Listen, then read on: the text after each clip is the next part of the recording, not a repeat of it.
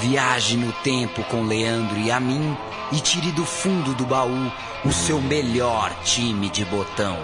Agora na Central 3.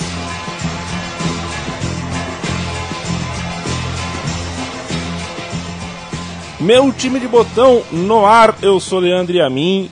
Dou bom dia, dou boa tarde, dou boa noite para o ouvinte de podcast da Central 3 e para meu amigo Chico Malta com uma roupa azurra ao meu lado. Tudo bem, Chico Malta? Olá, Leandro, tudo bom? Tudo bem. Aonde estava você no começo da década de 90, Chico Malta?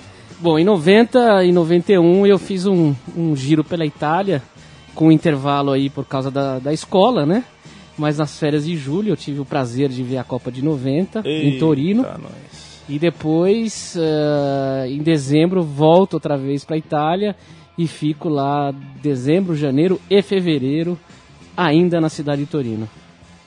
Legal, e Turim, né? E Turim, né? É bom, você não esteve em Gênova, mas você estava lá, você viu, inclusive viu em loco algumas partidas da Sampdoria, que é o time que a gente vai espalhar no Estrelão da Central 3. E para falar sobre a Sampdoria, para falar sobre essa época do futebol italiano, a gente tem por telefone o Léo Bertozzi, jornalista dos canais ESPN e, podemos dizer assim, um especialista no Calcio, né, Léo? Como vai? Tudo bem, Leandro, Chico. Prazer falar com vocês. Aliás, num momento que não podia ser mais especial, né? Nesse fim de semana o futebol italiano voltou para os canais ESPN, depois de um hiato aí. A gente que é muito apaixonado pelo Calcio tá muito feliz em poder reencontrá-lo, porque a gente sabe que se o futebol italiano hoje não vive dias tão gloriosos, tão pujantes assim, não é mais o principal campeonato da Itália, da Europa, como era naquela época. Ainda assim é um campeonato com camisas que o mundo reconhece, respeita. E a Sampdoria está nesse meio, né? A Sampdoria com a camisa Blu Cerchiata, é uma das camisas mais reconhecíveis do mundo, né? Não tem uma igual. Você pode achar camisas listradas, pode achar camisas meio a meio, mas como a Sampdoria não tem, né? Como a Sampdoria não tem, e além do futebol italiano voltar para os canais ESPN, na última semana a gente teve 5 times italianos se classificando na Copa da UEFA, e o time italiano que está na Champions League, a Juventus de Turim, vencendo o jogo de ida também. Então o futebol italiano estaria numa retomada, Chico Malta? Assim eu espero, né? Eu como Léo, a gente cresceu nos anos 80 e 90, vendo a Itália sendo a NBA do futebol, né? Onde todos os craques estavam ali atuando e jogos maravilhosos, com um campeonato equilibrado. Dá pena de ver o que se tornou hoje em dia o campeonato italiano, né? Nós vamos situar a Sampdoria e fazer um recorte temporal dela entre 1988 e 1992, o momento em que o time conseguiu boa parte de suas glórias. E era uma época onde não era tão simples assim. Aliás, se havia um campeonato difícil, um lugar difícil para você chegar ao topo no mundo, era a Itália, saindo de um cenário que a gente pode chamar de Eldorado, né? Foi vivido nos anos 80, e aí a gente pode citar Lothar Matthäus na Inter de Milão, Maradona, Gullit, Francescoli jogando no Bolonha, Silas, Simeone no time que você não gosta, né? O Chico Malta, inclusive, jogando no Pisa, Canidia e Evair fazendo ataque em Bérgamo, Aldair, Van Basten, Batistuta, outras estrelas de toda sorte, inclusive Taffarel, Bruni no Parma, enfim. Estou esquecendo de mais alguém? Além das estrelas italianas, né, Chico? O Baggio, por exemplo, que surgiu na Fiorentina e foi parar na rival Juventus.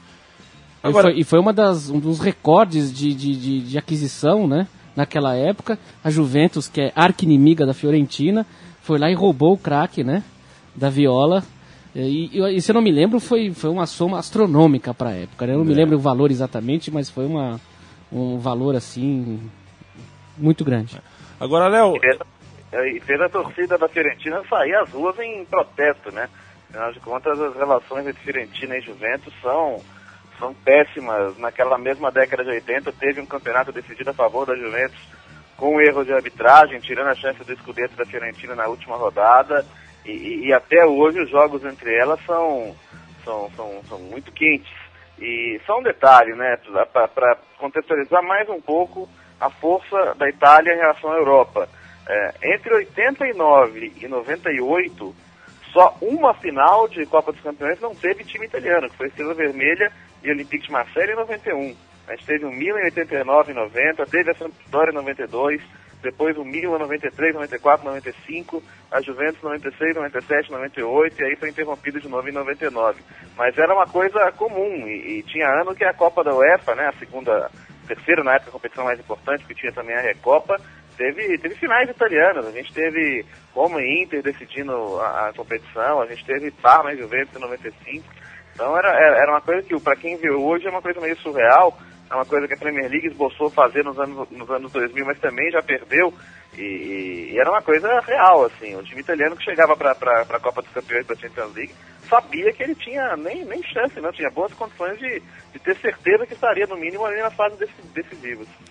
Para você manter um time no topo na Itália, nessa época você tinha que ter um caixa forte, e a Sampdoria encontrou isso na figura de Paolo Mantovani, um magnata do ramo petrolífero, que em 79 assumiu o clube, né, comprou o clube, e enfim, ele virou o que virou uma pessoa tão poderosa economicamente assim, graças à crise energética mundial que aconteceu anos antes, ao longo da década de 60 e também de 70.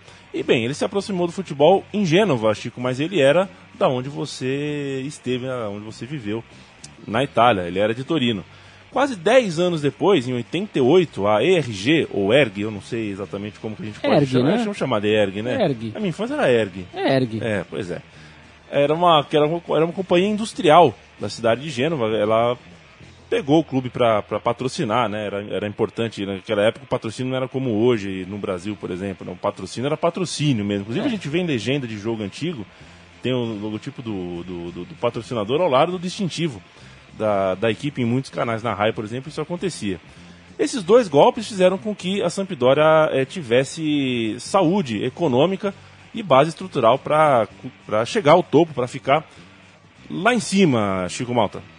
Eu queria salientar do 91-92, foi um campeonato importantíssimo para a cidade de Gênova também. Porque não só foi a conquista do Scudetto da Sampdoria, o Scudetto inédito, mas também o Genoa, depois de longos e longos anos, o Genoa que ganhou o arquirrival, né, que faz o derby da Lanterna, aliás, um derby muito pouco falado aqui no Brasil, meio subestimado, e um derby fortíssimo, até mais que Milan e Inter, eu diria. O Bertozzi pode me corrigir se eu estiver errado. Tá certíssimo, é um dos mais quentes, inclusive. E o Genoa chega na quarta posição com um branco ali, né? Fazendo golaços de falta, jogando muito bem. E então a cidade de Gênova vivia uma festa no futebol naquela temporada. Uma festa italiana, Chico. No ano do Scudetto da Sampdoria, o Genoa ganha um derby com gol de falta do Branco. Isso. E o Branco conta que até hoje tem um quadro com a imagem daquele gol. Até hoje quando volta a Itália, quando volta a Gênova, as pessoas comentam com ele daquele gol. Então, Sampdoria e Genoa, assim, você pode até perder o campeonato eventualmente, mas se você ganha o derby, você consegue pelo menos uma memória que te deixa eterno. Bertozzi, vale lembrar que essa vitória foi de 2-1, e antes o Napoli a Sampdoria tinha goleado o Napoli por 4-1, Napoli que era o detentor do Scudetto, né? Exato, e vale lembrar, né, que esse foi o período ainda, pré-Lei Bosman em 95, em que para você contratar o estrangeiro você tinha que ser absolutamente criterioso, né?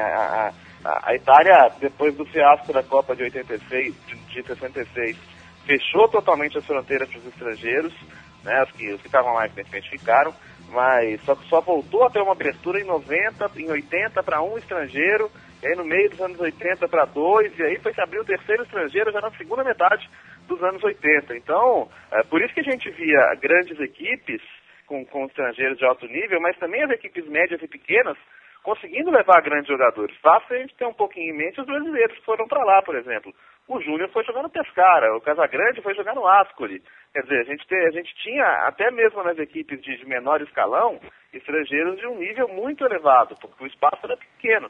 Então isso qualificava demais o campeonato. Bom, o Zico jogou na Udinese, né? Exato. Hoje você consegue imaginar, fazer um paralelo como esse, um jogador desse tamanho jogar num time desse nível? É muito difícil imaginar. Então, realmente, é importante fazer essa contextualização também. O estrangeiro, para ir jogar na Itália naquela época, tinha que ser muito acima da média. Hoje não, né? Hoje é um campeonato até tomado por estrangeiros em grandes linhas, mas naquela época os estrangeiros faziam muita diferença.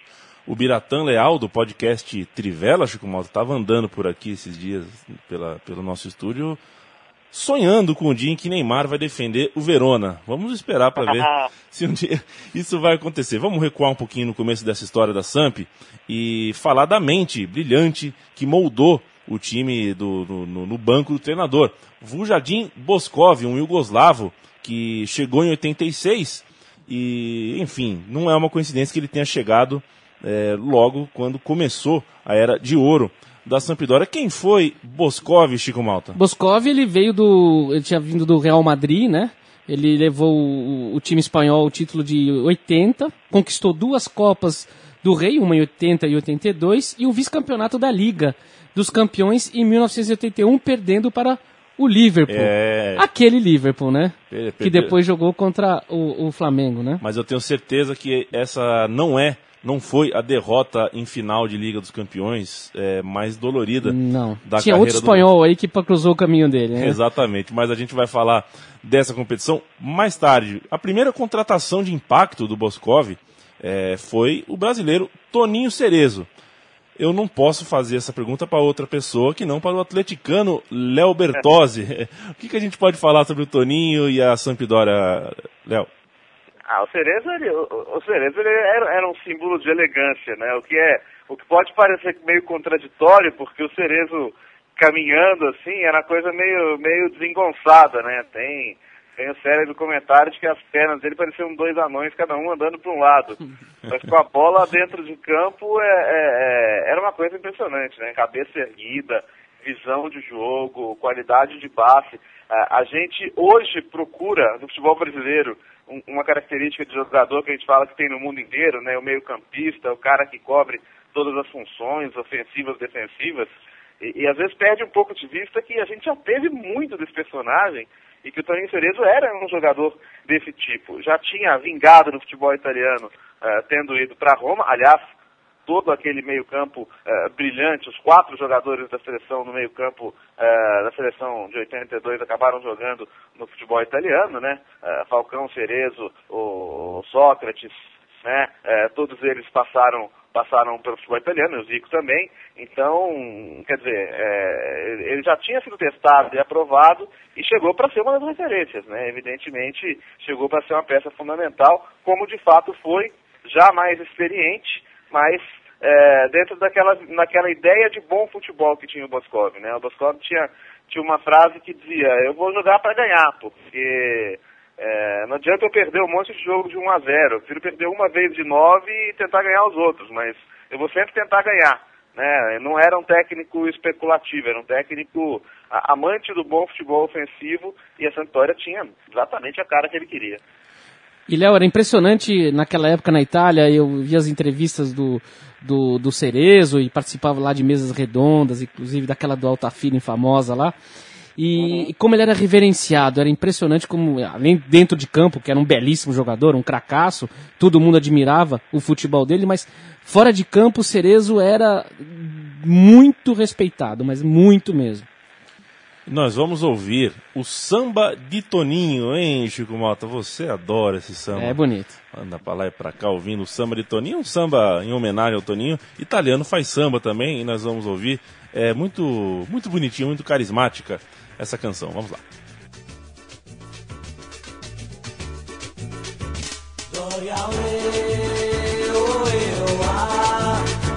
E chi non conosce il samba venga qua. Gloria oe, oe, oe, 4 gol per ogni gamba e via così, che bisogno c'è d'andare fino a Maracanã, se la domenica più bella è questa qua. Gloria oe, oe, oh, nella palla con il samba filano, gloria oe. Brasileiri come gli altri non viene, la La saudade è già finita, il Brasile anche un po' qua, che bisogno c'è da andare fino là.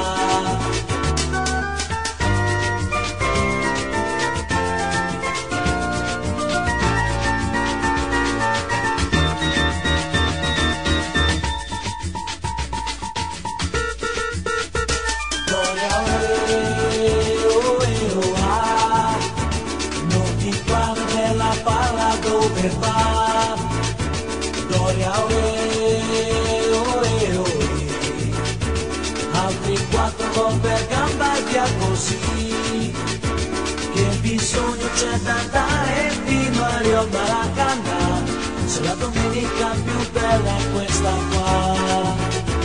Gloria ole, oh, calcio samba che più samba non si può. Gloria ole, oh, questo è samba che si balla nella su, con Dominio Blu cerchiato siamo già al Maracanã, ma che bisogno c'è da andare fino là.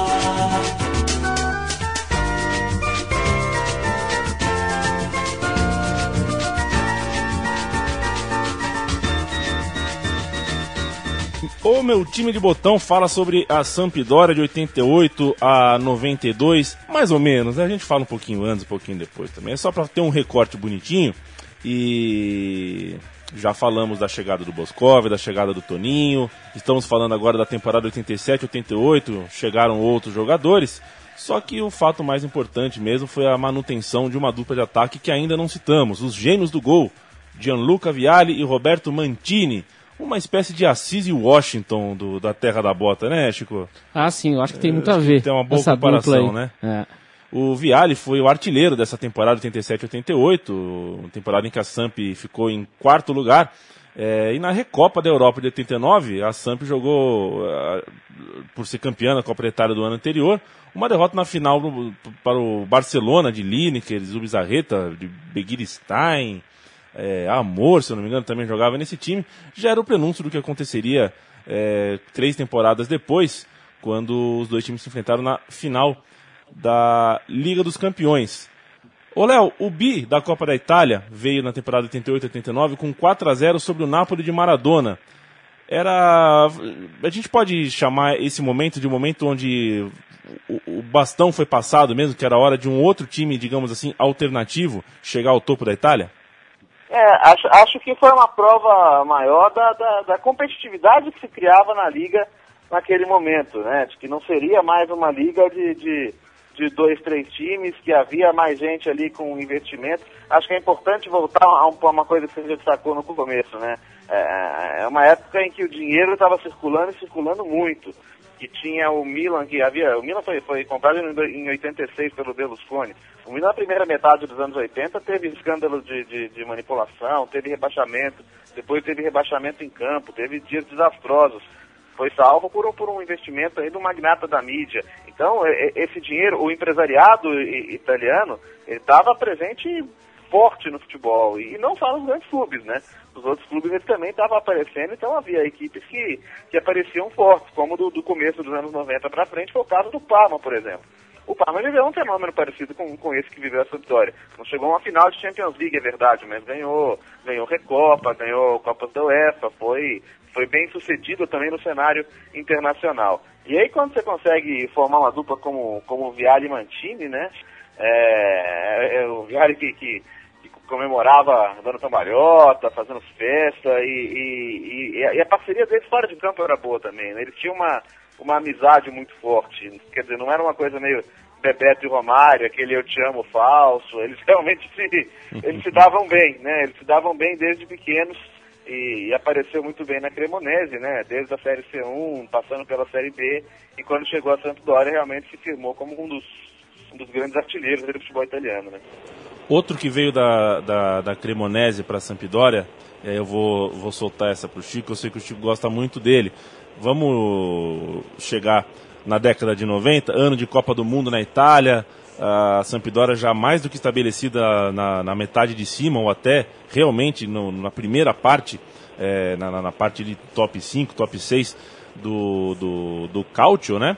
E chega o Katanek, um iugoslavo, que é um jogador de confiança do Boskov, um jogador que consegue tanto ser um volante como ser um meio, um jogador moderno mesmo, um jogador realmente completo ali pro meio campo, para dar um equilíbrio ao lado do Cerezo no meio campo da Sampdoria, e chega Attilio Lombardo, o famoso carequinha. Veloz, né? Veloz, que era... Pra mim era o Euler, viu, Chico? O Euler italiano. O filho do vento? Pra mim era o filho do vento. Como é que é o filho do vento italiano? O filho del vento? Mas não sei se é o filho do vento, viu? Olha, melhor, viu? Aqui vai ser 2-1. Não subestime eu. Legal lembrar. Até porque o Lombardo, pra gente que assistia, né, e a gente era mais novo, era engraçado ver aquele carequinha com cara de tio, né, e corria, viu? E corria, era difícil correr atrás dele. É bom até dar crédito, né, não só ao presidente Paulo Mantovani, mas o diretor esportivo da época também, que era o Paulo Borea, que era o responsável, não só o Boskov, mas por identificar esses jogadores que surgiam.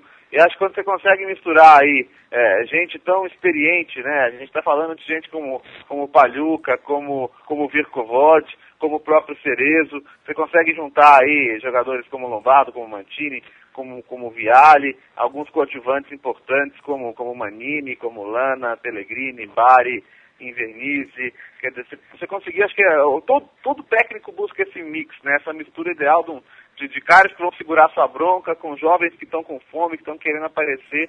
E acho que o segredo dessa Sampdoria foi muito esse.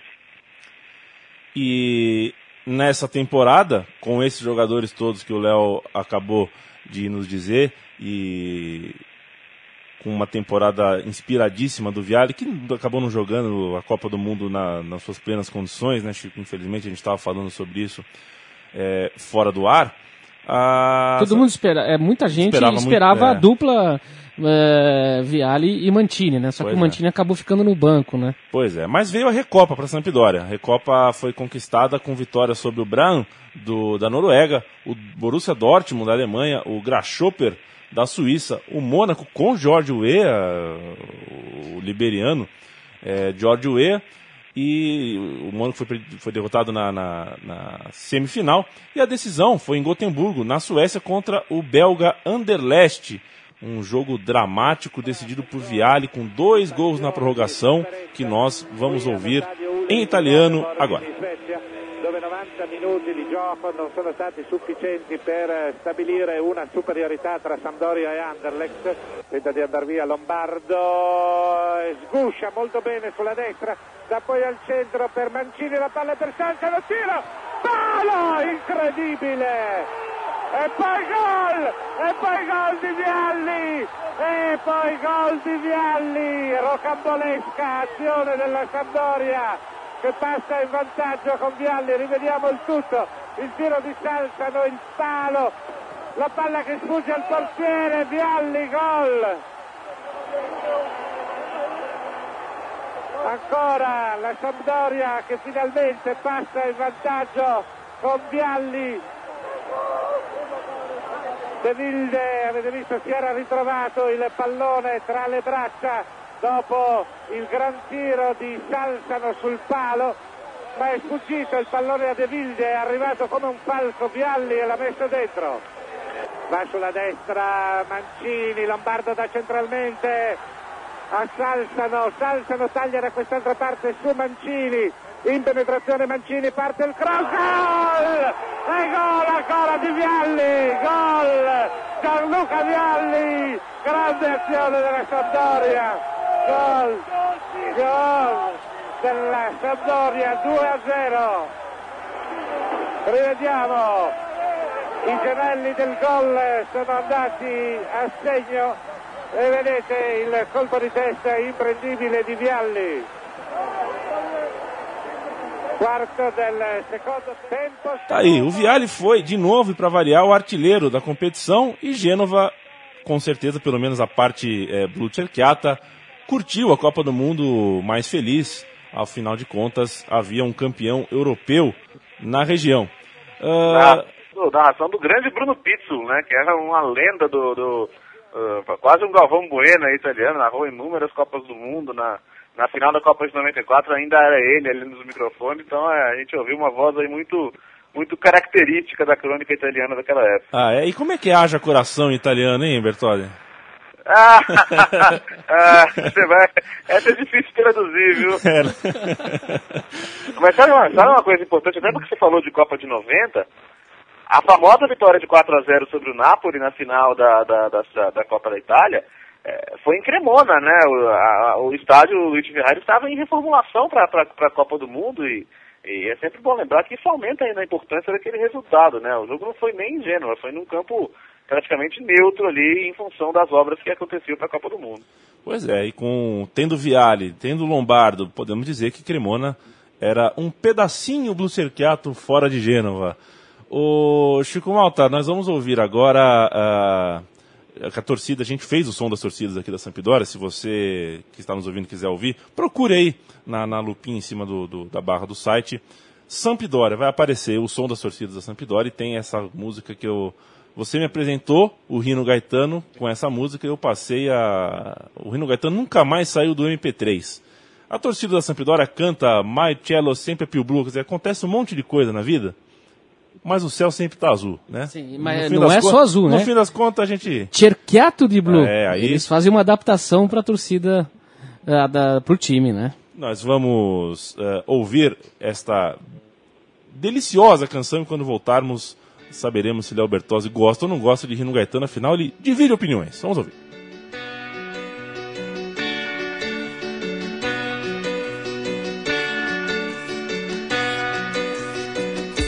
Chi vive in baracca, chi suda il salario, chi ama l'amore, i sogni di gloria, chi ruba pensioni, chi ha scarsa memoria. Una volta chi tira al bersaglio, chi vuole l'aumento, chi gioca a Sanremo, chi porta gli occhiali, chi va sotto un treno,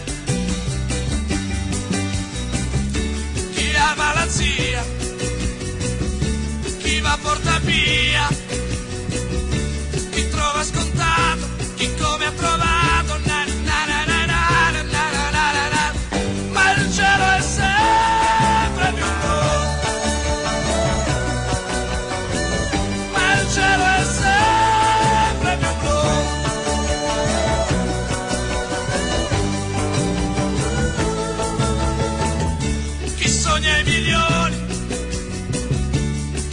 D'azzardo, chi gioca coi fili, chi ha fatto l'indiano, chi fa il contadino, chi spazza i cortili, chi ruba, chi lotta, chi ha fatto la spia, ma il cielo è sempre più blu.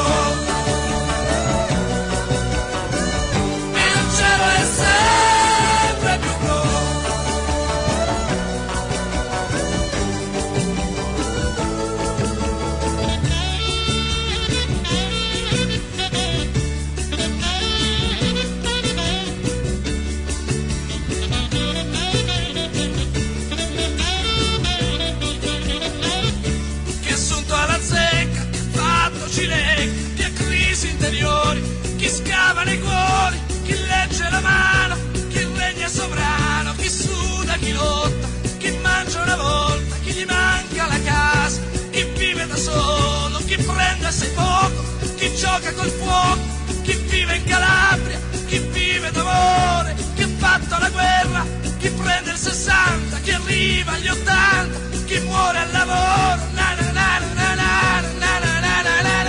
ma il cielo è sempre più blu, il cielo è sempre più blu, ma il cielo è sempre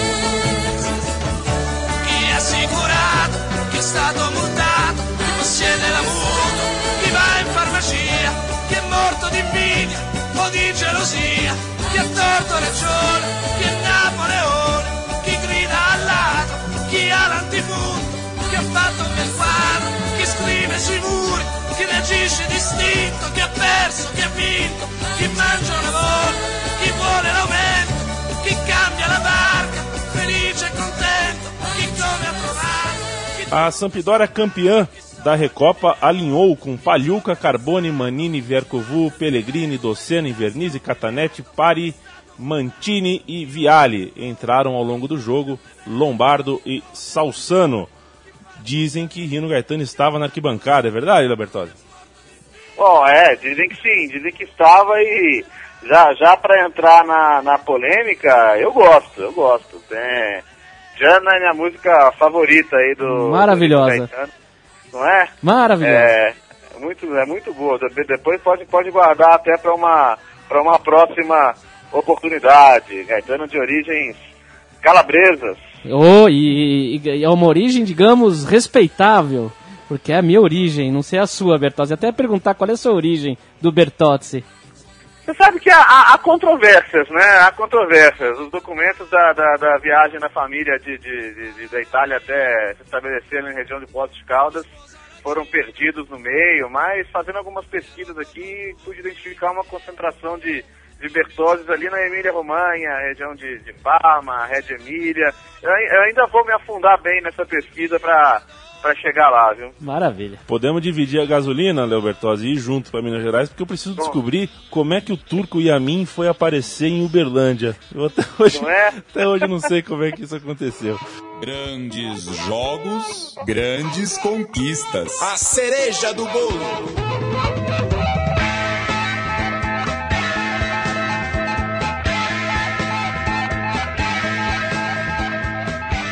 Ai, é hora de conseguir um Scudetto. A Sampdoria chega na temporada 90-91, forte ainda, sem perder seus principais jogadores.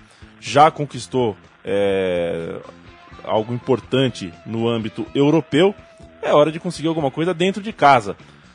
As forças no país começavam a ruir, por exemplo, o Napoli do Maradona, sem o Maradona no caso, né?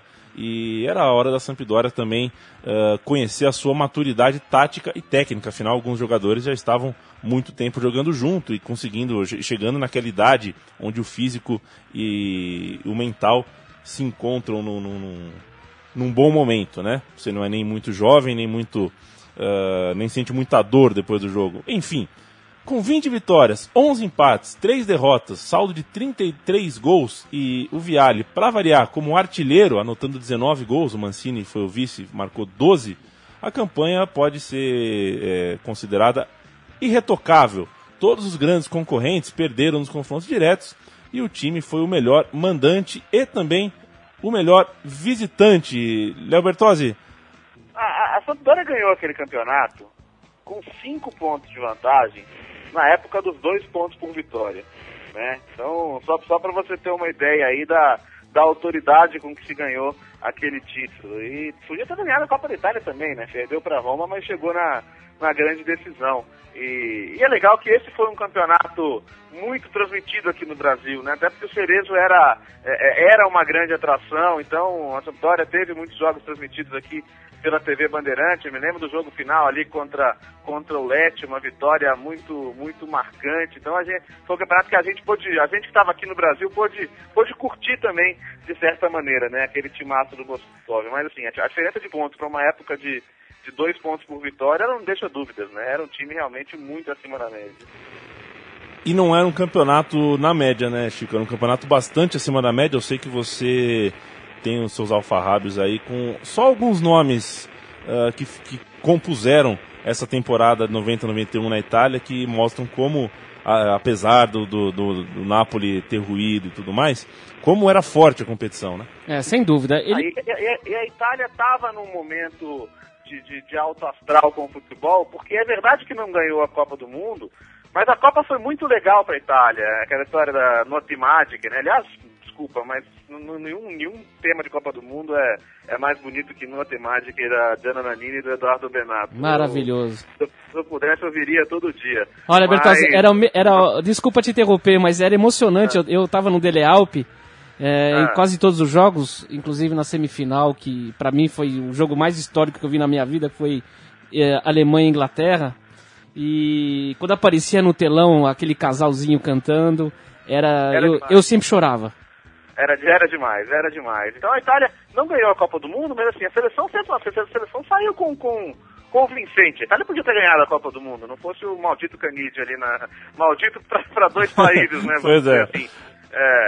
E tudo bem, mas podia ter ganhado. A Itália saiu com o respeito do público e com um time muito forte. E aí, se a gente for olhar para o campeonato, né? A Sampdoria, que tinha também novidades, tinha o Mikhailichenko, por exemplo, que tinha feito uma grande Copa do Mundo, manteve Vialli Mantini, chegou Marco Branca. Na Juventus a gente tinha Totò Esquilati, o novo craque daquela Copa do Mundo, o Baggio chegando, a chegada do Baggio da Fiorentina naquele momento. Então a gente tinha aquela Roma fortíssima com o Aldair, né, que se tornou um mito da Roma nos anos que se passaram, ou seja, tudo isso mostra um time espetacular, né? O Napoli, além de ter o Maradona, né, que claro, foi o ano em que ele fugiu, em que ele começou a ter crise, tinha o Zola aparecendo, que seria um grande craque daquela década.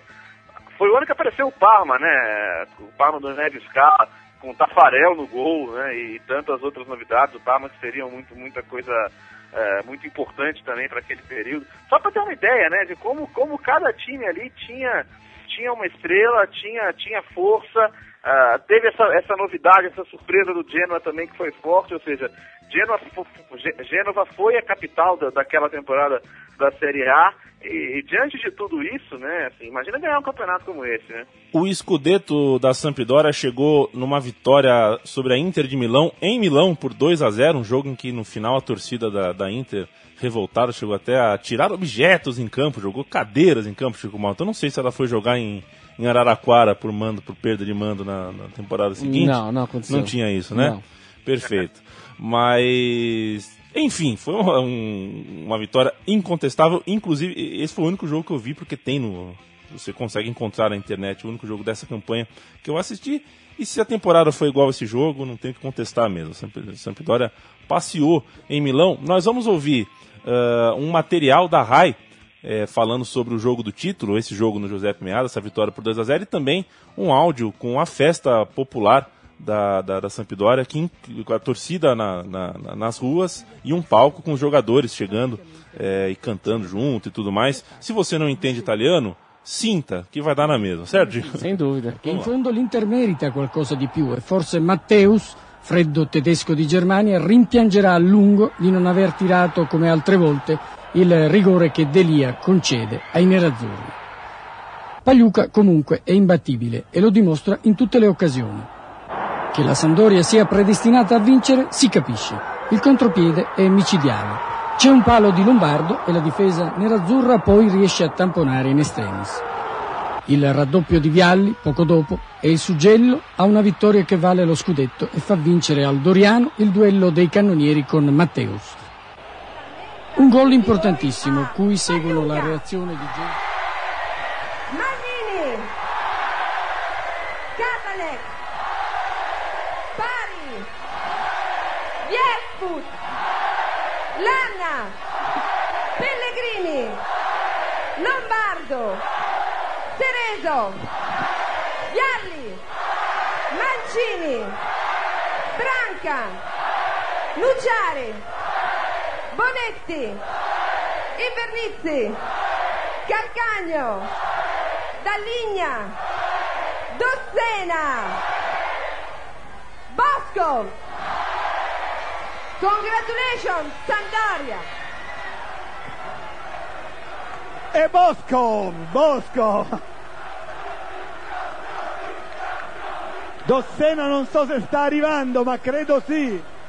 Sta arrivando anche Dossena.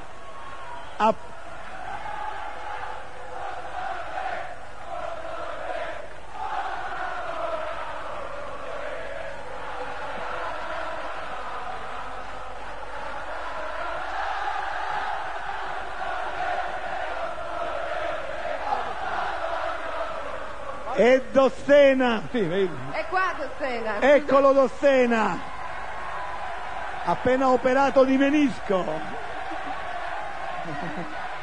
Salute. Grazie.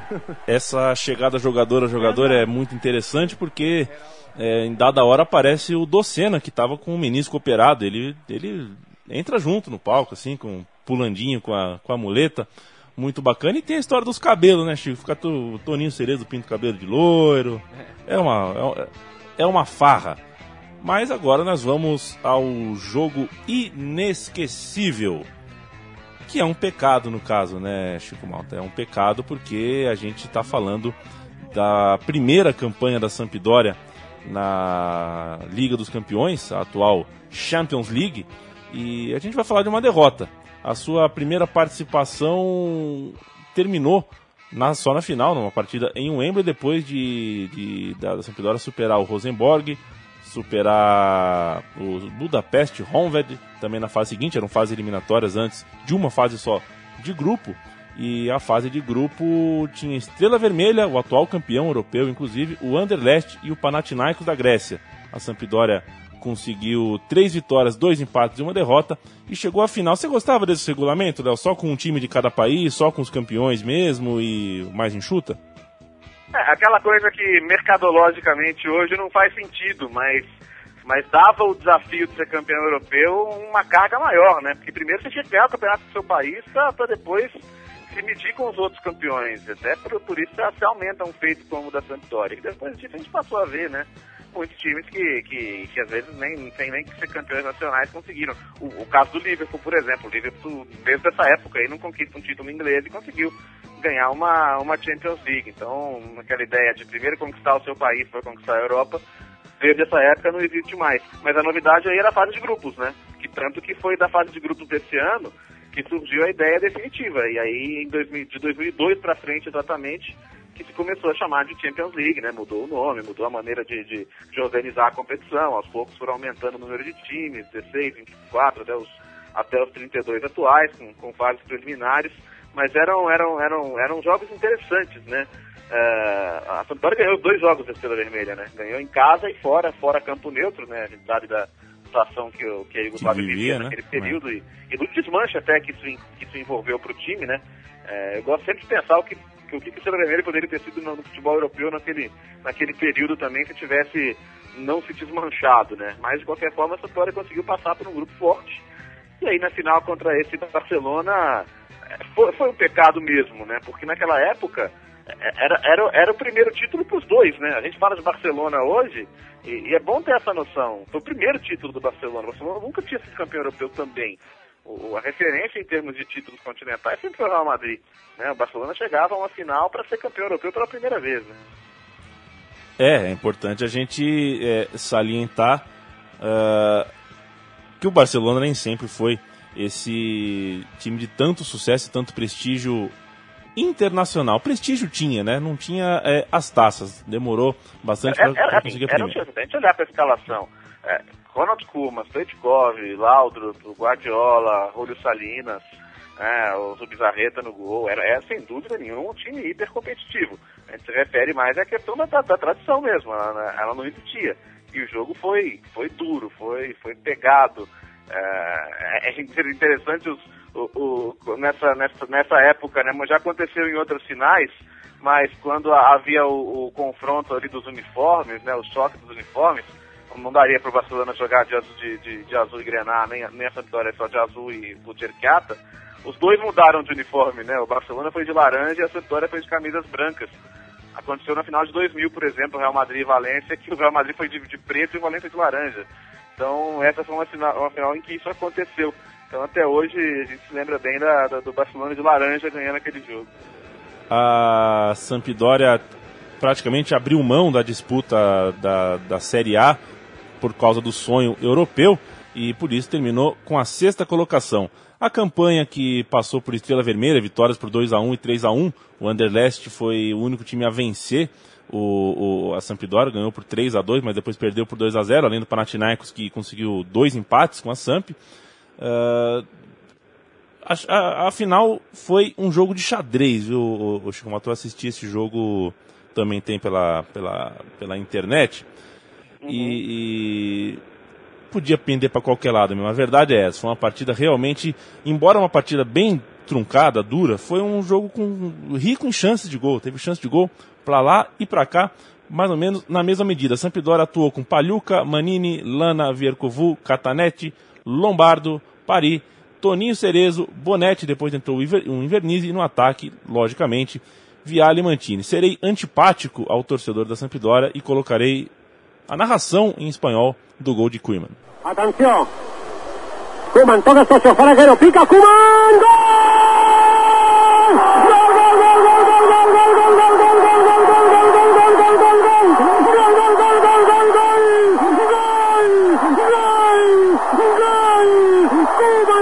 La falta y la clavada a la derecha de la porteria de Pagliuca al minut 5 de la segona part de la pròrroga, a 2:11 de la nit del dia 20 de maig. Koeman acaba d'aconseguir que el Barça sigui materialment a 1 milímetre d'aconseguir a gente trouxe más lembranças para quem gosta da Sampdoria, mas agora a gente vai fazer o povo rir um pouco, Chico Malta. Quem foi Gabibo? Bom, Gabibo era um personagem que fez muito famoso, bem nessa temporada em que o Calcio Genovese brilhou, né, com o Scudetto do Sampdoria e o quarto lugar do Gênova. Era um programa que chamava Striscia la Notizia, que tirava um sarro, vinham as notícias e depois ficavam debochando dos políticos e tal. E Gabibo era um ser muito esquisito, um tomate grande, um boneco vermelho, genovês, com sotaque genovês pesadíssimo. E genovês tem uma fama, além de ser mão de vaca, ele também é temperamental, nervoso, ranzinza. Só o genovês, né? Como um colega que a gente tem aqui na Central 3, um ranzinza. Uhum. Seria mais ou menos, para você ter ideia, o que seria o Gabibo. E Gabibo, em dialeto genovês, quer dizer o cara que não é genovês, o cara de fora. E era um termo meio que depreciativo para o cara que vinha do sul. E é um termo que os marinheiros genoveses utilizavam quando eles iam para Eritreia, no porto ali da África, e eles ouviam os caras falar Habib, Habib. E Habib virou Gabibo. Então, é o nome do Gabibo. E ele tem uma música aí, lançava um CD que vendeu pra caramba nessa época na Itália. E ele ensina como se fazer o pesto, que é um prato típico genovês, que vai basílico, manjericão, pinole. É um prato genovês que tem que ser feito com os ingredientes certos e na medida certa. Allora, 12 per 6 persone che corrisponderebbero ad una dose unica per un Gabibo normale, no? Ingredienti: 2 massetti di basilico, uno spicchio d'aglio, no? 2 bei pugni di pignoli, di quelli pisani, no? Che vengono un po' da una parte. 70 grammi di formaggio. Chico Malta, sabe o que me lembra o Gabibo? O Gabibo me lembra o Melocoton. Você conheceu o Melocoton? É um pouco, E você sabe que o Striscia la Notizia é um programa que sobrevive até hoje e tem um prêmio muito curioso que é o Tapiro d'Oro, né? Que é a Anta de Ouro. Que eles normalmente entregam para quem fez quem teve uma atitude meio surreal assim durante a semana, falou uma bobagem, fez uma bobagem. Então é curioso, até hoje alguns personagens de futebol volta e meia ganham. Recentemente, por exemplo, deram um pro Pippo Inzaghi, né, pela campanha brilhante, só que não, que ele faz à frente do Milan. O meu botão preferido.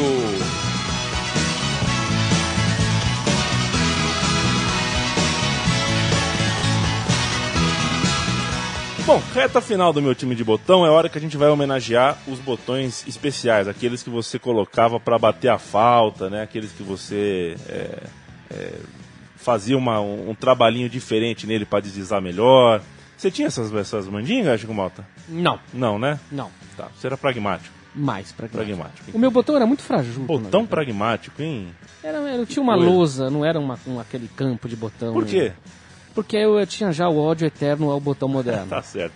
A gente vai falar aqui jogador por jogador, vamos passar um pouquinho pelos principais nomes. Eu começo pelo gol Pagliuca, que ficou conhecido no Brasil muito mais pela Copa de 94 do que pelo que fez na Sampdoria, mas eu acredito que ele tenha sido a segurança que faltava ali na meta do time Blue Cercato, um jogador que a diretoria não encontrou parecido no mercado. O Pagliuca era um goleiro elástico, muito ágil e além de prata da casa. E sortudo. Além de sortudo, jogou a Copa de 90 também, isso é pouco lembrado no Brasil. Não jogou, mas estava lá. E depois da Samp atuou por Internazionale e Bolonha. Pietro Vercovu, Chico e Léo, foi o parceiro ideal de Lana, que por vezes jogava de líbero. Mesmo sem ser muito alto, o Vercovu era uma referência defensiva, pelo posicionamento, sobretudo. Ele tinha muito vigor, tinha muita força também para se recuperar das jogadas.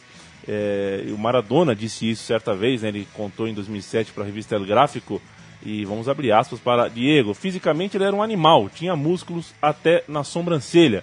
Era fácil passar por ele, mas quando eu levantava a cabeça, ele estava de novo na minha frente. Eu ficava de saco cheio disso. Foram 490 partidas pela Sampdoria. Próximo botão, Léo Bertozzi. Como eu já disse uma vez, vou dizer de novo. Toninho Cerezo eu não falo. Toninho Cerezo fala você.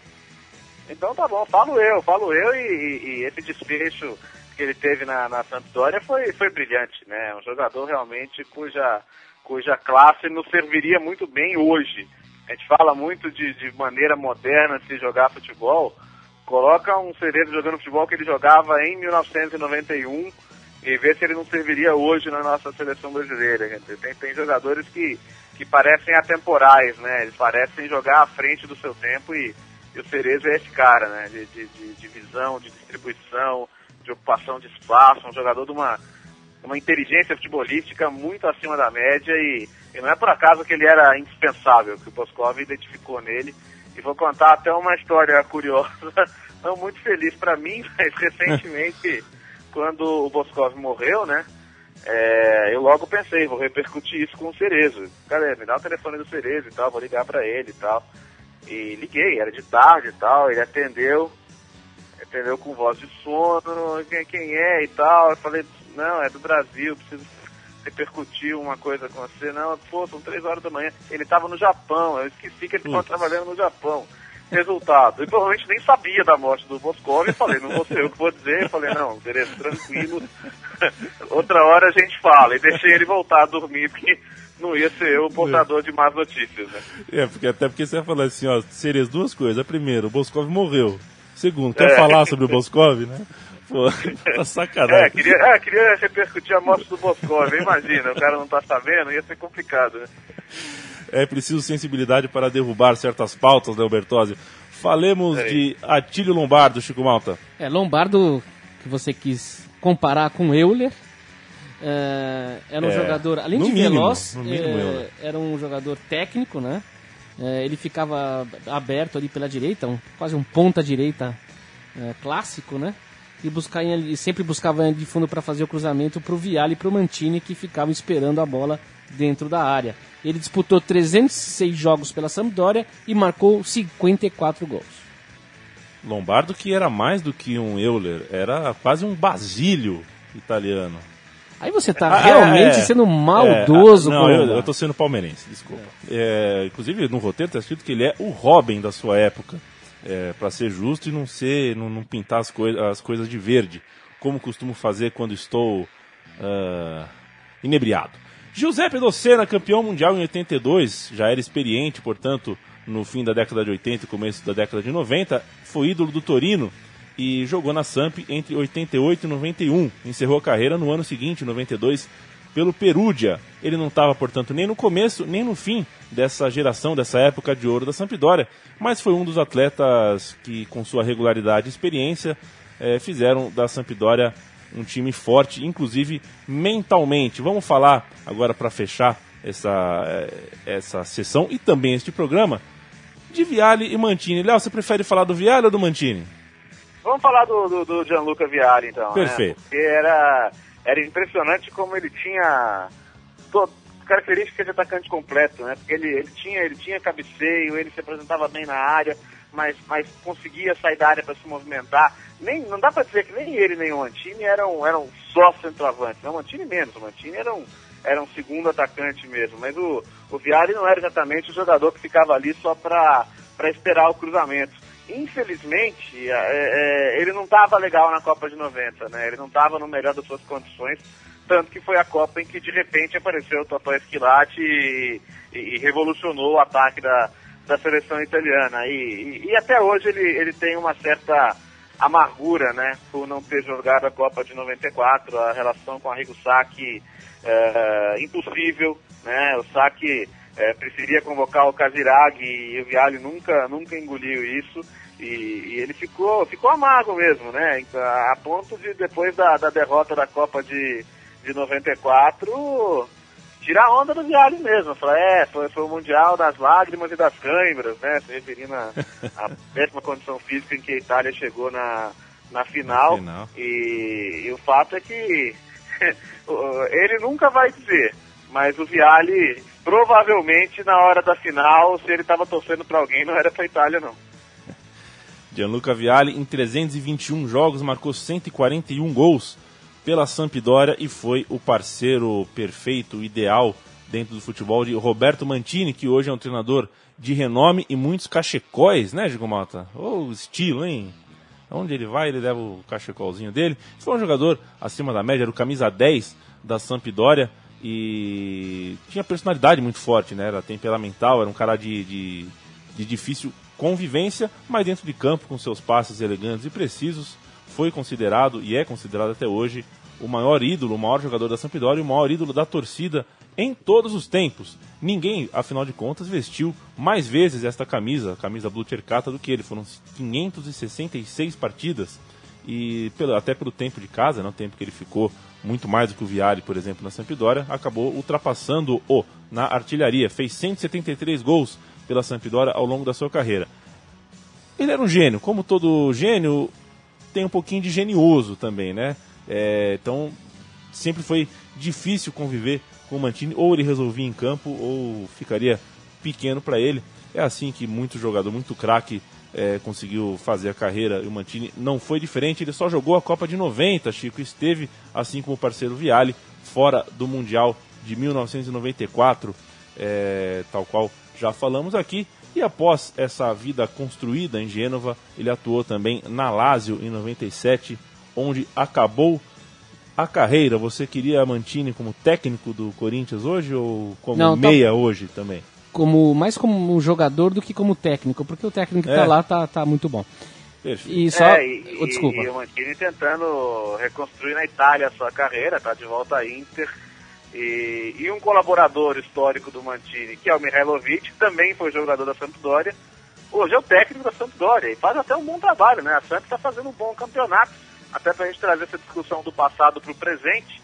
É o Mihailovic que está por lá, outro jogador respeitadíssimo de Gênova, veio depois, é claro, dessa geração ultra vitoriosa, mas também é um jogador com quem a cidade se identifica muito. Então a Samp hoje tem um ídolo, uma referência no seu comando técnico e um que é bem doidão também. É verdade. É um exímio batedor de falta. É um time interessante esse da Sampdoria. Você gosta do Cacachuca, Chico Malto, centroavante? Centroavante. Gosto do Éder também, que não é um lombado, mas é quem bota a correria nesse time também, o brasileiro catarinense Éder. Perfeito. Pô, quando você fala Éder, Bertozzi, não tem como lembrar de outro Éder. Que saudade. Mas aí eu vou me emocionar, né? Companheiros, o meu time de botão homenageou a Sampdoria de 88 a 92. A Sampdoria não terminou bem essa mesma década de 90 que ela começou forte. Chegou até, inclusive, a ser rebaixada. Não foi nem a primeira nem a última vez que isso aconteceu. Você se lembra aquele cortejo que eu te mostrei pelo YouTube, pela cidade de Gênova? Os torcedores do Genoa fazendo o enterro simbólico, com o padre rezando em latim, inclusive. Eu lembro disso, mas eu não quero que a gente fale sobre isso. Sim. Afinal de contas, vamos respeitar o protagonista. A gente já foi antipático o suficiente. Léo, muito obrigado pela sua participação, pela sua aula. Um grande abraço para você e eu estendo esse abraço, Léo, quebrando um pouco o protocolo aqui. A gente sabe que a gente está gravando esse programa e você tem um compromisso logo em seguida. Estenda esse abraço e a energia nossa da Central 3 para todo mundo que precisa, viu? Grande abraço. Com certeza, agradeço muito e a gente está muito feliz em poder fazer esse minuto aqui de reflexão. Obrigado, viu, Leandro, Chico, um grande abraço. Grande abraço. Chico Malta, você vai ao Palio de Siena no meio do ano, né? Opa. Será que vai? Não vai estar no verão, né? Verãozaço. Quando você teve em Turim, aí você assistiu cada jogo debaixo de neve. Eu tive o prazer de assistir no estádio esse Sampdoria, né? Foi no dia 6 de fevereiro de 91, pela Copa da Itália. A partida de ida, o Torino ganhou com um gol do Lentini, que era um jovem despontando no Torino e que fez sucesso naquele ano. Um bom jogador, artilheiro. E foi um jogo que eu peguei menos 14 graus. Ah, que legal. A gente tomava grapa que vendia em saquinho dentro do estádio. Acho que foi o momento da minha vida que eu senti mais frio e que eu pensei que eu fosse congelar, literalmente. Nós vamos terminar o programa Meu Time de Botão com um canto popular de genovês. Ma se che penso. Ma se che penso, é isso? Ma se che penso. O dialeto genovês, que tem muita coisa parecida com o português, inclusive o sotaque.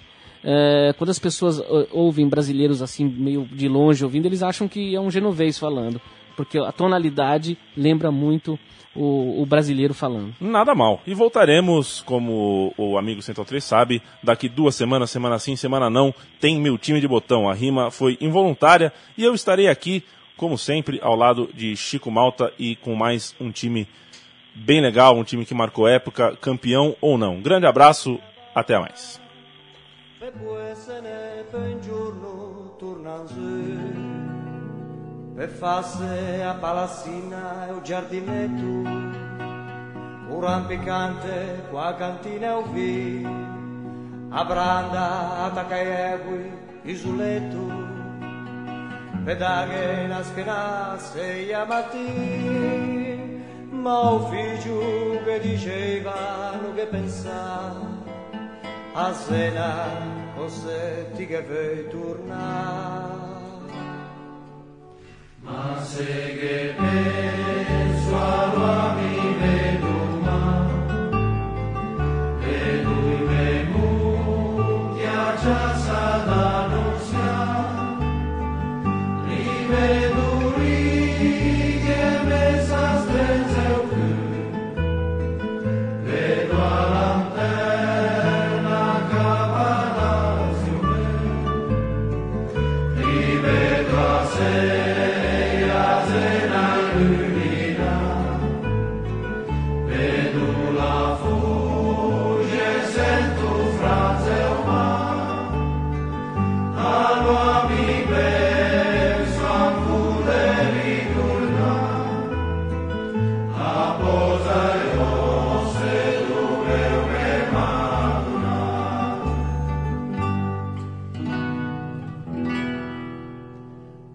passou do tempo, forse troppo, un figlio che diceva stiamo bene, dove ti verrà papà, pensiamo dopo, ao viaggio, ma te veggio e non conve, o nu, mi sento ancora in gamba, sono stanco e non ne posso proprio più, sono stufo di sentire, signor caramba, mi veggio ritornare anche su tu te nasciu e te parlo spagnolo mi sono nasciu senese e non me molo ma se che penso a mi vedo ma vedo i me monti a casa da non vedo righe messa strenze o più vedo a lanterna cavalazzo e vedo a sera lumina vedo la fugge sento frase umana allora mi penso ancora ritornare a posa io se dovrei maturare rivedo a sei a sena illuminata vedo la fugge e sento frase umana